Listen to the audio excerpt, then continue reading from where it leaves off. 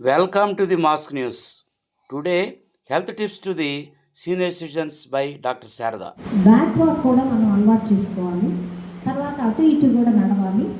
Next మనం shoe వేసుకుంటాం. వాకింగ్కి వెళ్ళినప్పుడు కానీ ఎక్కడికైనా బయటకు వెళ్ళినప్పుడు షూ వేసుకుంటాం, తప్పనిసరిగా వేయాలి. అది కాకుండా ఒక పచ్చికలో అంటే మన దగ్గర ఒక గడ్డి లాంటిది అలాగా ఉన్నా కానీ, లేకపోతే ఇసుక రెండు మన కింద ఉన్నా కానీ అది మన ఇంట్లోనే చేయాలి. ఇవన్నీ బయట చేయొద్దు. చెప్పాను కదా అని బయట చేయొద్దు. ఎందుకంటే మనకంతా కూడా అంత సేఫ్టీగా ఏమీ లేవు రోడ్లు కానీ ఎక్కడైనా. ఇంట్లోనే మనం చూసుకుని వరండా కానీ ఎక్కడైనా మీరు అది చేయండి. ఇసుక ఒక 2-3 బొచ్చులు బయట అక్కడ పోసేసి ఆ ఇసుకలోనే మీరు షటిల్ కానీ బ్యాడ్మింటన్ కానీ ఆడితే ఏం చేస్తారు, బాల్ రాగానే మనం ఇలా కొట్టి మళ్ళీ బాల్ వైపు చూసి మీరు పరిగెత్తారు. బాల్ ఇటు వెళ్తే పక్కకు పరిగెత్తారు, ఇటు వెళ్తే ఇక్కడికి వెళ్తారు, కిందకు వస్తే ఇలా ఉంటాం. అంటే మీరు వండుతున్నారు, లేస్తున్నారు, సైడ్ పరిగెత్తున్నారు, ముందుకు పరిగెత్తున్నారు, వెనక్కి పరిగెత్తున్నారు. అందుకని ద బెస్ట్ ఎక్సర్సైజు ఈ ఏజ్లో 50 ఏళ్ళు దాటిన వాళ్ళందరికీ ఇంట్లో అయితే టేబుల్ టెన్నిస్. ఇలాంటి చోట కూడా మనం టీటీ అని అంటాం కదండి, అది ఆడవాళ్ళకి కానీ మనందరికీ కూడా మంచిది. లేదు అని అంటే బ్యాడ్మింటన్ కానీ షటిల్ కానీ అది కూడా మీరు ఒక భాగంగా ఈ రోజు నుంచి అలవాటు చేసుకోండి. అదొకటి చేయండి. వాకింగ్ మీరు 30 మినిట్స్ చేయండి, స్ట్రైట్ వాకింగ్. మ్యాక్సిమం మీరు ఎప్పుడు ఈస్ట్ సైడ్ నడవడానికి చూడండి ఉదయం పూట. ఎందుకని ఈస్ట్ సైడ్ చెప్పాను, సన్లైట్, విటమిన్ డి వస్తుంది. మనం ఏదో దక్షిణ వైపు ఉత్తరం మీద నడిచినప్పుడు అంటే ఒకే టైంలో మనకు మల్టిపుల్ బెనిఫిట్స్ కావాలి. ఈవినింగ్ నడుస్తూ ఉంటారు, అప్పుడు వెస్ట్ సైడ్ నడవండి.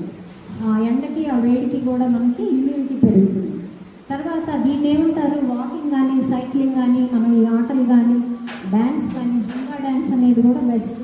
అది అలవాటు ఉన్న కల్చర్ అలవాటు అయితే ఇలాంటి హాల్ తీసుకుని సరదాగా మ్యూజిక్ పెట్టుకుని ఆ జుంబా డ్యాన్స్ 10-15 స్టెప్స్ చేసినా కానీ ఎక్స్ట్రాడినరీగా మీకు వెజల్స్ అన్నీ బాగుంటాయి. ఆ గుండె వెజల్స్ కానీ కాలు వెజల్స్ కానీ బాగుంటాయి.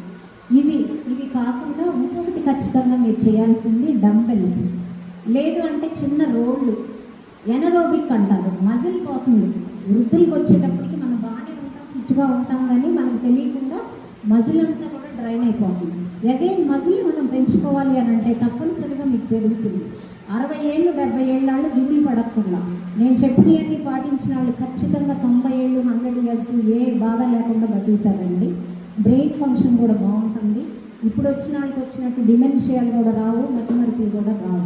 అది ఎలాగా అంటే ఈ ఎనరోబిక్ ఎక్సర్సైజ్ కూడా చేయాలి. అది మీరు వెళ్ళి జిమ్ములకి వెళ్ళక్కర్లా.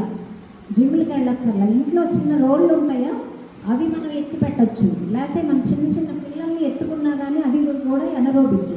అందుకని వెనకటి పల్లెటూళ్ళల్లో వాళ్ళు ఎవరైతే మనవ సంతానంతో ఉన్నారో వాళ్ళకి ఆయుర్దాయం ఎక్కువ ఉండేది.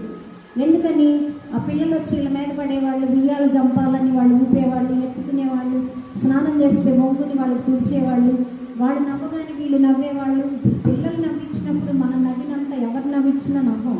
అందుకని ఆ వృద్ధులకి వాళ్ళకి తప్పనిసరిగా పిల్లలతో ఉన్న వాళ్ళకి ఆయుల్ ఎక్కువ ఉంటుంది, వాళ్ళకి ఎనర్జీ కూడా ఎక్కువ ఉంటుంది.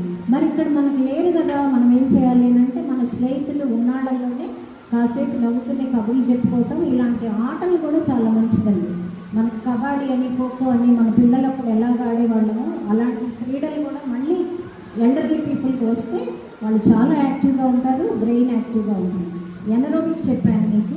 కార్డియో ఎటు మీరు చేస్తున్నారు. నెక్స్ట్ స్టెబిలిటీ ఉండాలి మనకి. ఎందుకు అని అంటే మన జుట్టు ఎలాగ తెల్లబడిన జుట్టుకి మనం ఎటు రంగేసి మనం అద్దంలో చూసుకుని ఆహా పర్వాలా అనుకుంటున్నాం, కానీ మన నిజ రూపం చూస్తే మనకే దుఃఖం వస్తుంది.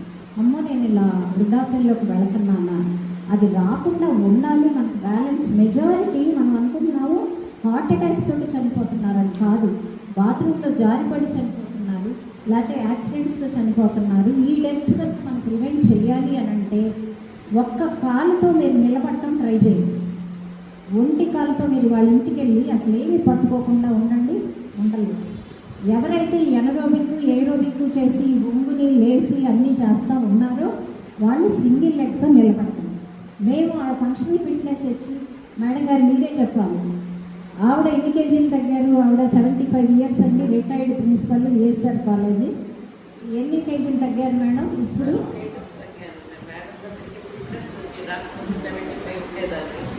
తర్వాత 63కి వచ్చాను. బట్ ఒక 2-3 నెలల నుంచి 75 నుంచి 63 దాకా వచ్చారు. వచ్చాను. తర్వాత మేడం వాళ్ళ పిల్లలు అమెరికాలో సెటిల్ అయిపోయారు. ఆమె అక్కడికి వాళ్ళ ఇంటికి వెళితే ఆ పిల్లలిద్దరూ వీళ్ళ అమ్మకి ఎదురు చేయాల్సి వచ్చేది అనుకున్న పిల్లలు మొన్న ఇండియా వచ్చి, మేడం గారు మా అమ్మని చూసి మేము ఆశ్చర్యపోతున్నాం, 20 ఏళ్ళు ఆమె వెనక్కి వెళ్ళింది, ఏం చేశారండి అని నన్ను అడుగుతున్నాను. ఏం చేయలేదమ్మా, ఈ సూత్రాలు చెప్తే ఆమె ఒక్క రోజు కూడా బద్దకించకుండా 5ంటికి తయారవుతారు. ఇంకా మిగతా పిల్లలు ఎవరు రారు, ఆమె వచ్చేస్తారు, చక్కగా డ్రెస్ వేసుకుని వచ్చి పుషప్స్ చేస్తారు. ఎనరోబిక్ అని ఇందాక మీకు చెప్పాను, ఏదైనా వెయిట్ లెక్క మన జిమ్ములకి వెళ్ళక్కర్లా, మీ బాడీతోటి మీ బాడీనే మీరు ఎత్తండి. ఎత్తడానికంటే మేము ఇప్పుడు చూపించడానికి లేదు, కింద మన పుషప్స్ అంటాం కదండి, 2 చేతుల మీద మీ బాడీ ఎత్తి మళ్ళీ ఇలా అని ఆ పుషప్స్ చేయండి. మీ బాడీనే మీరు ఎత్తుతున్నారు అనేటప్పటికి కొద్దిగా ఇట్లా అలసట వస్తుంది, నొప్పులు వస్తాయి, తర్వాత మెల్లిమెల్లిగా అలవాటుంది. తర్వాత అంగ ప్రదక్షిణాలని మేడం అవలేదుగా అక్కడి నుంచి ఇక్కడ దాకా కొట్టేస్తారు, అటు నుంచి ఇటు నుంచి అటు వెళ్తారు. మనం చేసిన ఈవెన్ నేను చేసిన మధ్యలో కళ్ళు తిరుగుతాయి, కానీ ఆమె తిరగవు, ఎందుకంటే ఆమె రోజు చేస్తారు. అట్లా బాడీని ఆమె సరెండర్ చేసి అలవాటు చేసేసి ఇప్పుడు కడ్డీలాగా అలవాటు అయింది. వాళ్ళ చెల్లెలు గారు వాళ్ళు లండన్ నుంచి వచ్చారు, ఇంకా ఎక్కడి నుంచి వచ్చి అందరూ వచ్చారు. నెల నుంచి ఆవిడ హైదరాబాద్ తిరుగుతుంది, అన్నీ తిరుగుతుంది. అంతా అంటే ఒక కెపాసిటీ వచ్చేసింది ఆవిడకి, కేవలం ఎక్సర్సైజ్ మూలన, డైట్ మూలన. I request to kindly subscribe, like, share and comment to my channel. Thank you very much for watching this video.